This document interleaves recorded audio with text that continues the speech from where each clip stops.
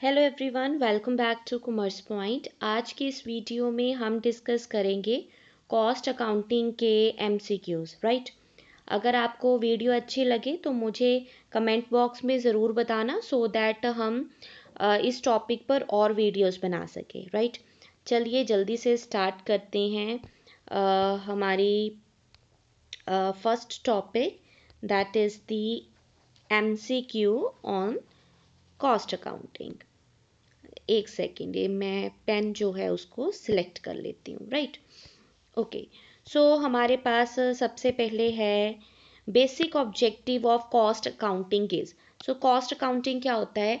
Accounting की एक ऐसी ब्रांच है जहाँ पर आप कॉस्ट से रिलेटेड सारे खर्चों को रिकॉर्ड करते हो। इसमें क्या रहता है कि हर एक प्रोसेस प्रोडक्ट के कॉस्ट को ना डिटरमिन कर लेते हैं सो दैट उससे रिलेटेड स्टैंडर्ड्स बना सकें, एक्चुअल परफॉर्मेंस को कंपेयर कर सकें, जो डिविएशन है उसके बेसिस पर हम अगला डिसीज़न ले सकें कि हाँ भी ये प्रोडक्ट हमें महंगा पड़ रहा है या फिर सस्ता पड़ रहा है, इसकी मैन्युफैक्चरिंग कंटिन्यू रखनी चाहिए कि नहीं, right. So basically cost accounting जो है वो हमारे खर्चे से रिलेटेड होती है।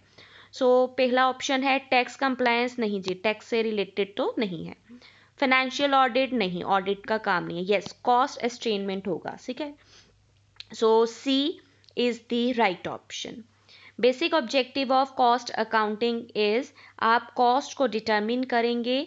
हर एक कॉस्ट, चाहे वो जॉब कॉस्ट है, ऑर्डर कॉस्ट है, प्रोडक्ट है, प्रोसेस है, सर्विस है, हर एक कॉस्ट को डिटरमिन करते हैं आप। नेक्स्ट है process costing is suitable for.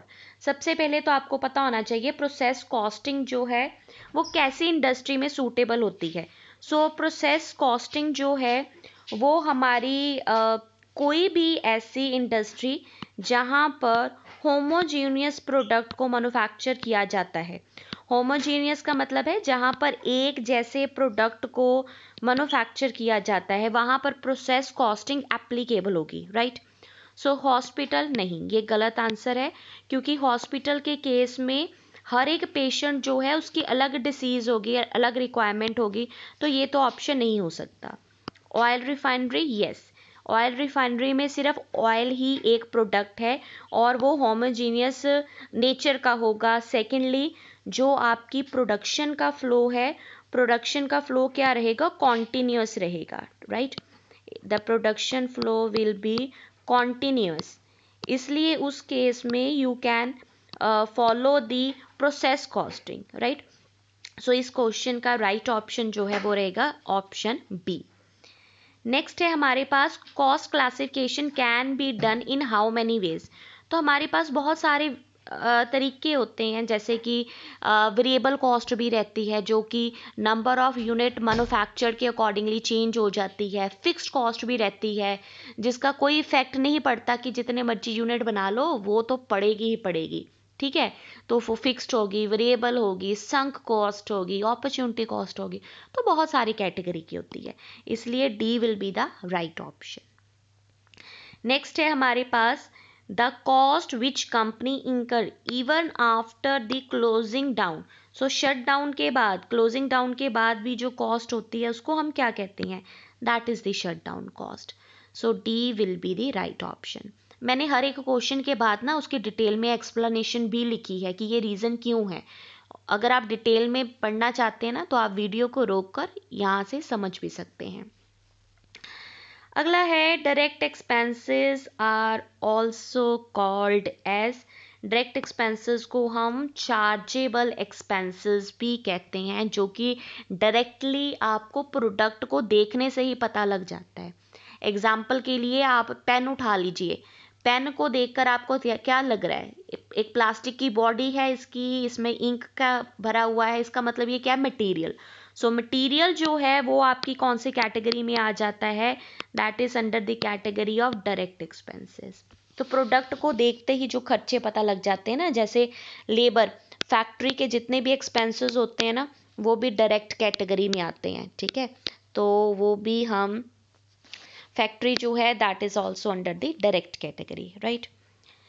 उसके बाद है indirect material used in production is classified as.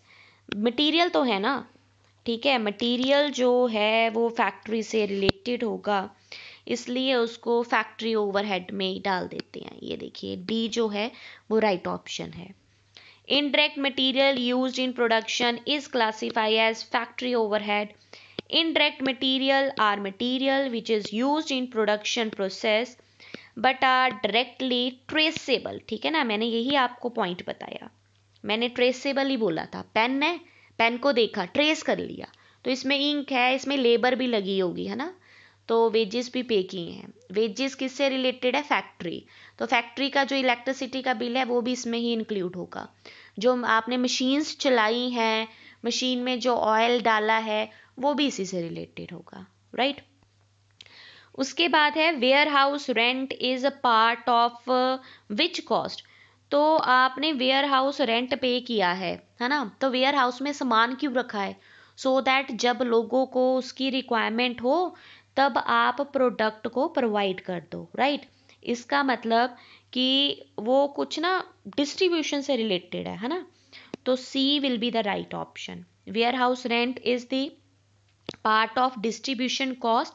Distribution costs are usually defined as the cost which incur to deliver the product। तो प्रोडक्ट को प्रोडक्शन सेंटर से end user तक पहुंचाने के लिए जितना भी आपको खर्चा हुआ है उसको हम कहते हैं distribution cost.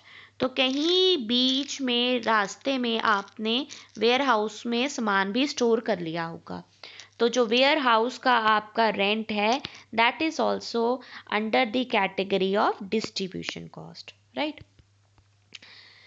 Indirect material scrap. Scrap का मतलब पता क्या होता है? जो बचा हुआ बच जाता है, जो जैसे कि कई बार प्रोडक्शन प्रोसेस चलता है तो उसमें कुछ सामान बच जाता है, राइट।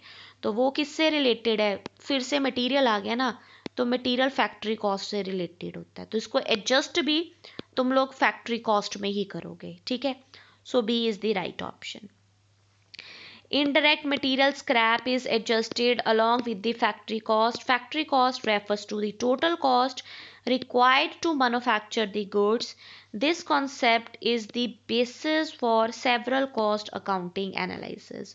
कॉस्ट अकाउंटिंग ना बहुत ही ज़रूरी होती है, इससे आपको देखो आप ना कॉम्पिटिटिव वर्ल्ड में रह रहे हो, मतलब कंपटीशन बहुत ज़्यादा है, क्योंकि इतनी सारी कंपनीज है ना, आप प्रॉफिट बढ़ाने के लिए अपना प्राइस नहीं बढ़ा सकते, इसलिए आपको कॉस्ट को कंट्रोल करना पड़ेगा। तो कॉस्ट को तभी कंट्रोल करोगे ना जब तुम्हारे पास कुछ डेटा होगा, कुछ इन्फॉर्मेशन होगी, वो डेटा जो है आपको कॉस्ट अकाउंटेंट ही प्रोवाइड कर सकता है, राइट। चलिए अगला देखते हैं question. Total of all the direct cost is a term as is, ओहो मैंने इसमें ना आंसर भी लिख ही दिया, चलो कोई बात नहीं। Total of all direct cost, direct cost का जो टोटल होता है ना उसको आप कॉस्ट अकाउंटिंग में एक स्पेसिफिक टर्म दे देती है जिसको हम प्राइम कॉस्ट कहते हैं, ठीक है। उसके बाद हम नई वीडियो में मिलेंगे और आपसे और क्वेश्चन डिस्कस करूंगी। अगर आपको वीडियो अच्छी लगी तो कमेंट ज़रूर करना और अच्छे कमेंट करना। Thank you everyone.